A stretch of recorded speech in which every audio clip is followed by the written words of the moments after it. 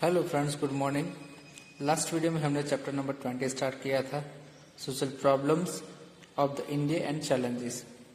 और उस वीडियो में हमने बात की थी कम्युनलिज्म के बारे में। और इस वीडियो में हम आगे बात करने वाले हैं स्ट्रगल अगेंस्ट कम्युनलिज्म, यानी कि जो कम्युनलिज्म है उसको हमें कंट्रोल करने के लिए, उसको रोकने के लिए हमें कौन कौन से जो स्टेप्स लिए हैं उसके बारे में हम इस वीडियो में डिस्कस करेंगे। We know that communalism is a hindrance to progress of individual society and nation. Various steps should be undertaken to eradicate communalism. हम सब जानते हैं कि कम्युनलिज्म एक hindrance efforts as a factor वो वर्क करता है हमारे सोसाइटी के और नेशन के लिए, डेवलपमेंट के लिए। Various steps should be undertaken to eradicate communalism, और ये हम कम्युनलिज्म है उसको इरेडिक्ट करने के लिए हमने कई सारे जो स्टेप्स हमें लेने चाहिए। तो यहाँ पर कुछ स्टेप्स दिए गए हैं, उसके बारे में हम डिस्कस करते हैं। फर्स्ट स्टेप है, at first government should take punitive actions against communal elements to eradicate communalism from the society. सबसे पहले तो हमें क्या करना चाहिए, जो गवर्नमेंट है उसको जो कम्युनल एलिमेंट्स है जो हमारे सोसाइटी में जिसको स्प्रेड आउट करते हैं उनके लिए जो पॉजिटिव एक्शंस गवर्नमेंट को लेने चाहिए। Second, education can play an important role in eradication of communalism. जो कम्युनलिज्म हो उसको रिमूव करने के लिए जो एजुकेशन है वो सबसे बेस्ट एंड इफेक्टिव फैक्टर माना जाता है।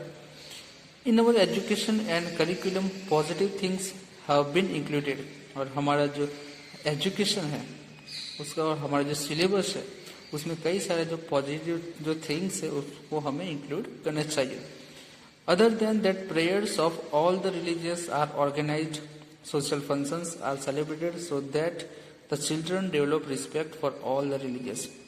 सबसे पहले तो हमारा जो करिकुलम है, हमारा जो सिलेबस है उसमें जो पॉजिटिव थिंग्स है वो हमें इंक्लूड करना चाहिए। जैसे कि यहाँ पर एक एग्जांपल दिया है कि अगर हमें स्कूल्स एंड कॉलेजेस में सभी रिलीजियस जो प्रेयर्स करवाए और जो सभी सोशल फंक्शंस है उसको हम हमारे स्कूल लेवल पर या तो कॉलेज लेवल पर हम उसको सेलिब्रेट करें, तो वो जो स्टूडेंट्स है, वो जो बच्चे, उनमें सभी जो रिलीजियंस के प्रति उनमें रिस्पेक्ट का डेवलप होगा। थर्ड है, political party based on communal ideas should not be given recognization. Special ethics are there for elections, they must be implemented and follow. जो पॉलिटिकली जो है पार्टी वो कम्युनल बेस्ड के आइडिया पर हो तो उनको अप्रूव नहीं करना चाहिए। और ऐसी जो पार्टी है जो इलेक्शन में कम्युनल आइडिया को जो लेके वो ऑर्गेनाइज करते हैं, अपने पार्टी बनाना है, तो वो जो पॉलिटिकल पार्टी के लिए स्पेशल इथिक्स बनाना चाहिए इलेक्शन के अंदर, और वो जो इथिक्स है उनको मस्ट इम्प्लीमेंट भी करना चाहिए और उनको फॉलो भी करवाने चाहिए। Radio, TV, cinema are the best audio visual aid to reach to common people, though the message of secularism tolerance should be spread. Such type of programs should be telecasted which promote national interest and nationalism। और हमारे जो radio है, TV है, cinema और ऐसे कई सारे जो बेस्ट ऑडियो विजुअल एड्स है कि जिनके जरिए हम कॉमन पीपल तक कम्युनलिज्म का जो मैसेज है वो पहुंचा सकते हैं, और उससे सेक्युलरिज्म, टॉलरेंस वो भी हम उसको पीपल्स के बीच स्प्रेड आउट कर सकते हैं। Such type of programs should be telecasted which promote national interest and nationalism। और ये जो बेस्ट ऑडियो विजुअल जो एड्स है उनके जरिए कई सारे ऐसे जो प्रोग्राम्स है वो हमें ब्रॉडकास्ट करना चाहिए कि जिसमें हमारा जो नेशनल पीपल है, नेशंस के प्रति उनका जो इंटरेस्ट है वो भी और ज्यादा बढ़े। For the progress of nation, religious leaders and political leaders should work together to combat the problems communalism. और हमारी जो नेशन है उसके प्रोग्रेस के लिए कई सारे जो रिलीजियस एंड पॉलिटिकल जो लीडर्स है उनको एक दूसरे के साथ मिलजुल कर वर्क करना चाहिए कि जिससे हमारे जो कम्युनलिज्म का जो प्रॉब्लम है उसको हम दूर कर सके। Youth must come forward to remove communalism at the social and educational level. It should be try that young youth develop secular scientific attitude. और सबसे बेस्ट तो ये है कि जो यूथ है वो कम्युनलिज्म को रिमूव करने के लिए आगे आए, क्योंकि हम सब जानते हैं कि जो यूथ यंगस्टर्स है, वो यंगस्टर्स अगर वो जागरूक होंगे तो नेशन की डेवलप को कोई नहीं रोक सकता। और इसीलिए जो यूथ है वो सोशल एंड एजुकेशन लेवल पर वो आगे आए और as a secular and scientific जो एटीट्यूड है वो डेवलप करे, और जो कम्युनलिज्म को रिमूव करने के लिए उसमें बहुत बड़ा पार्टिसिपेट करे। For this purpose not only government but society should also try.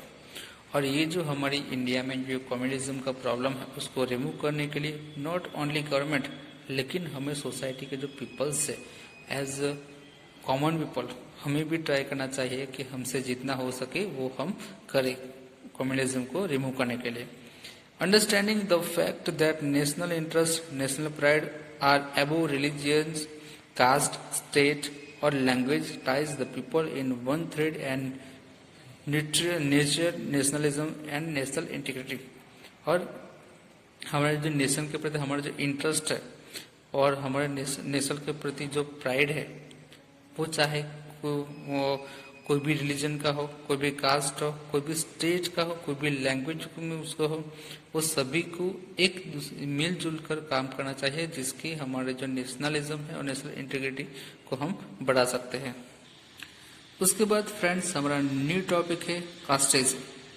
Cast have been existing in the social system of India since its birth. हमारे कास्टिज्म की बात करें तो हमारे जो सोशल सिस्टम है इंडिया में, उसमें जो बच्चे हैं उनको बर्थ से ही उनकी कास्ट डिसाइड होती है। Thus we may say that India social structure is based on casteism. और इसलिए हम कह सकते हैं कि हमारा जो सोशल स्ट्रक्चर है वो कास्ट के बेस ऊपर है। Earlier concept of casteism was different from what is today. और पहले के जमाने में हमारे जो कास्टिज्म का जो कंसेप्ट था वो आज के कंसेप्ट है उससे कई गुना डिफरेंट है। To fulfil the basic needs of the society, the task based communities were at the base of work division. और सोसाइटी के जो बेसिक नीड्स है उस टास्क को पूरा करने के लिए और जो कम्युनिटीज बेस्ड कई सारे जो वर्क भी डिवीजन किए जाते थे।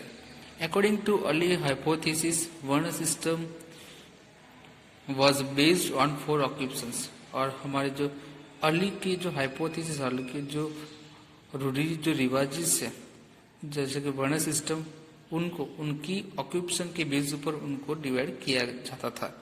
ड्विलिंग arrangement and occupation were based on caste. और उनकी जो ड्विलिंग्स है, ड्विलिंग्स यानी कि जो उनके जो रहना है, उनको जो लिविंग प्लेस है और उनके ऑक्यूपेशन बेस पर वो कास्ट के बेस पर होता था। As the base of occupation was source of income and some caste were getting low income, so they remain poor economically. और कास्ट के बेस पर भी उनकी जो इनकम का सोर्स वो डिपेंड रहता था, और इसलिए कई सारे ऐसे जो कास्ट है कि जिनकी इनकम वो लो रही है और इसलिए वो इकोनॉमिकली वो पुअर रहे हैं। Before the period of British rule, some communities were living isolated life in the region where it was not easy to reach, like inaccessible forest and mountainous regions.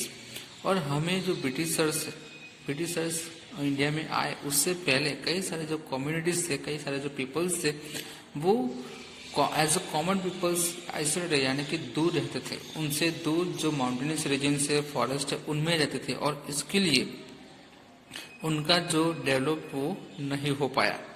Social and cultural life of this communities was different from other.